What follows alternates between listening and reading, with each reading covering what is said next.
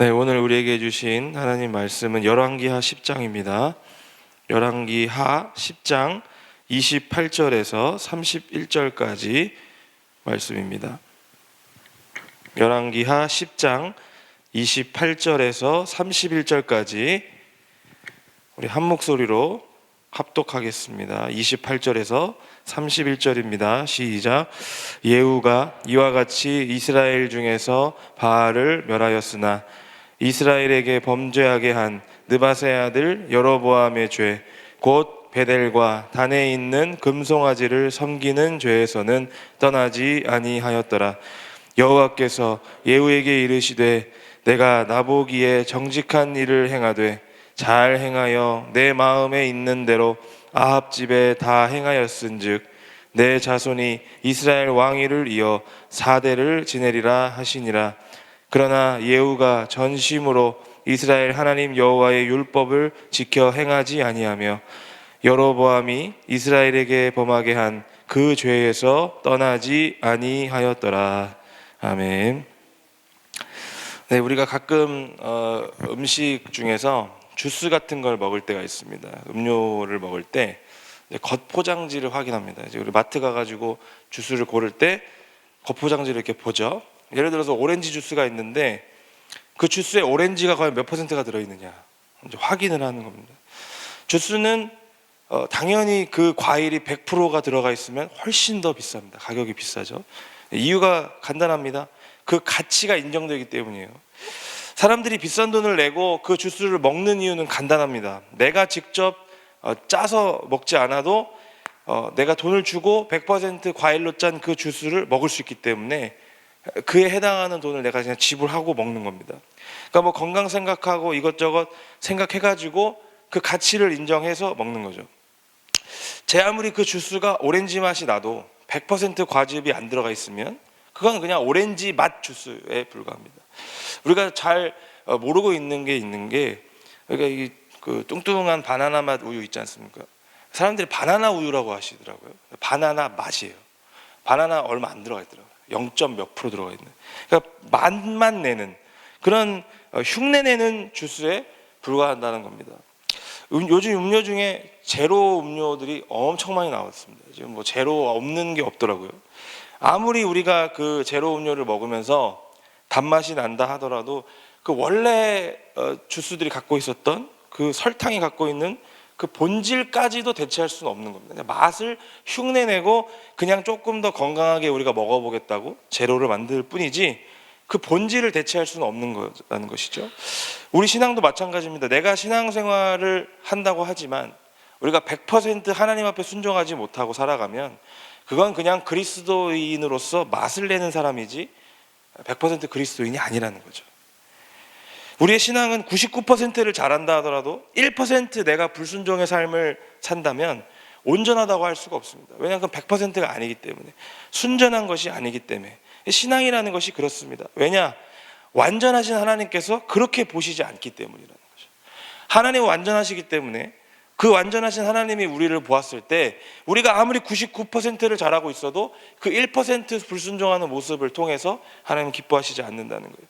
그 어떤 것도 우리의 신앙의 본질을 대체할 수 없기 때문에 우리가 그 순종할 수 있고 우리가 신앙의 본질을 온전하게 찾을 수 있는 방법은 행동에 있지 아니합니다. 말씀에 순종하고자 하는 것 외에는 없다라는 것이죠. 우리가 지금 보고 있는 열왕기라고 하는 성경은 역사서입니다. 역사서. 이스라엘의 역사를 기록해 있는 역사서예요. 역사서라고 하는 책은 반드시 역사관을 가지고서 기록을 해야 됩니다. 역사관이 없으면 그 역사서가 아닙니다. 역사서는 반드시 기록한 사람의 관점을 가지고 있어야 돼요. 모든 책들이 그렇습니다. 역사책들이 다. 그래서 특별히 구약의 역사서는 어떤 역사관을 갖고 있느냐? 신명기를 중심으로 한 신명기적 역사관을 가지고 기록을 했다는 거예요. 예전에 한번 말씀드린 적이 있던 것 같은데 신명기적 역사관을 가지고 이스라엘의 역사를 쫙 기록을 한 겁니다. 그래서 신명기적 역사관은 무엇이냐? 복과 저주를 관통하는, 즉 순종하면 복을 받지만 불순종하면 저주를 받는 이 관점을 가지고 역사서가 다 기록이 돼 있어요.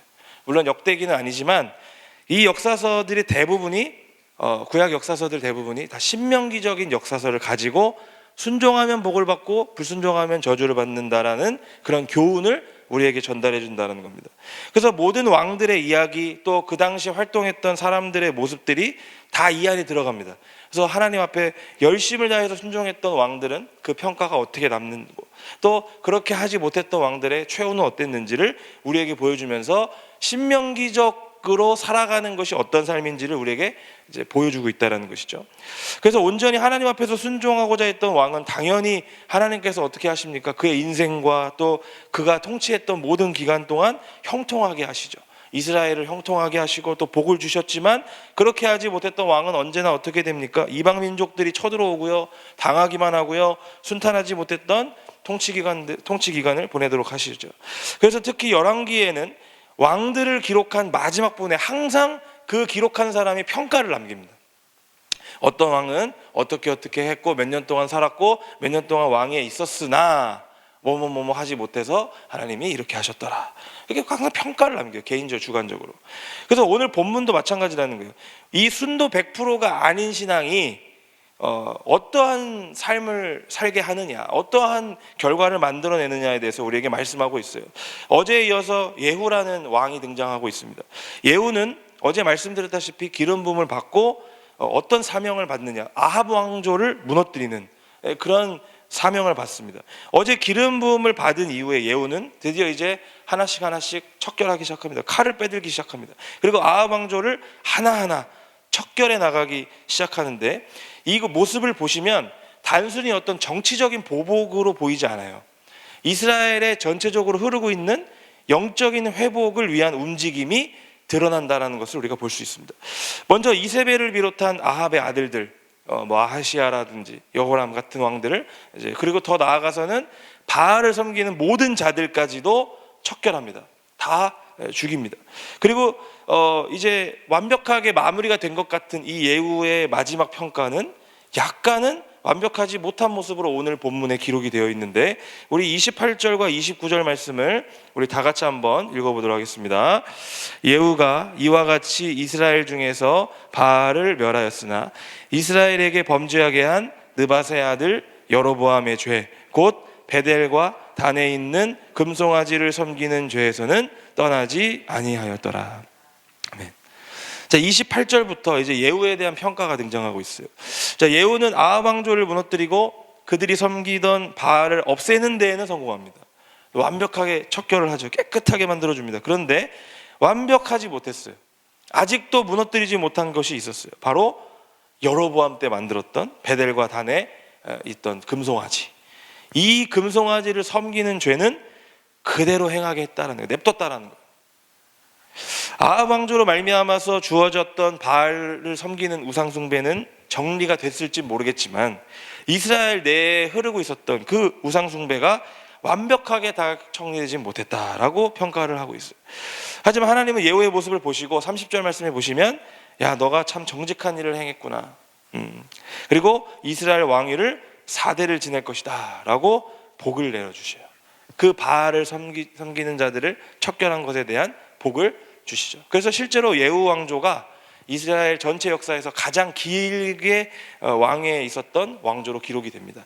그 어떤 왕가도 4대 이상을 있었던 데가 없어요. 근데 이 예후에게만 4대를 허락하신다는 것이죠. 하지만 마지막 평가는 여전히 아쉬움이 남습니다. 우리 31절 말씀을 또 다 같이 한번 읽어보겠습니다.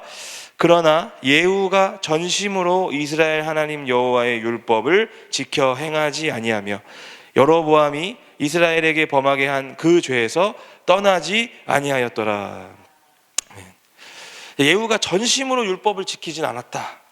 여전히 여로보암이 범하게 한 금송아지를 섬기는 그 죄에서는 떠나지 않았다 라면서 아쉬움을 남긴 채 평가가 마무리됩니다. 결국 이 평가가 어떠한 결과로 주어지느냐, 어떠한 불순종에 대한 대가가 이루어지느냐, 바로 다음 구절 32절 말씀입니다. 이때 여호와께서 이스라엘에서 땅을 잘라내기 시작하심에 하사엘이 이스라엘의 모든 영토에서 공격하되. 이 불순종의 결과, 아직도 여로보암의 죄에서 벗어나지 못한 이 죄의 결과가 어떻습니까? 여호와께서 이스라엘 안에 땅을 잘라내기 시작하셨다. 이게 결과물이라는 것이죠. 이 완벽하지 못한 순종 하나하나가, 이 작은 이 불순종 하나가 결국은 복이 되지 못하고 저주로 돌아오게 된 거죠. 자, 우리도 마찬가지입니다. 내가 하나님의 자녀다, 내가 믿는 사람이다, 나 잘 믿고 살아간다 라고 하지만 내 안에 여전히 남아있는 그 불순종 하나, 그 불씨 하나가 내 삶을 어렵게 만드는 때가 있다는 것을 기억하셔야 된다는 거죠. 하나님이 보시기에 1% 순종하는 사람이나 99% 순종하는 사람이나 똑같다는 사실을 우리는 기억해야 돼요. 물론 하나님이 99%에 대한 순종하는 것에 대한 보상은 하실 겁니다. 하지만 우리는 결국에 우리의 목표는 100% 순종을 위해서 달려가야 되는 사람들이라는 거예요. 내가 이렇게 잘 믿는 사람인데 요거 정도는 좀 괜찮겠지? 내가 이렇게 하나님 앞에서 순종하려고 하는데 요거 정도는 좀 괜찮지 않을까? 이런 마음이 결국 우리의 생각을 바꾸게 되고요, 하나님이 기뻐하지 않는 사람으로 설 수 있는 그 씨앗을 남긴다는 겁니다.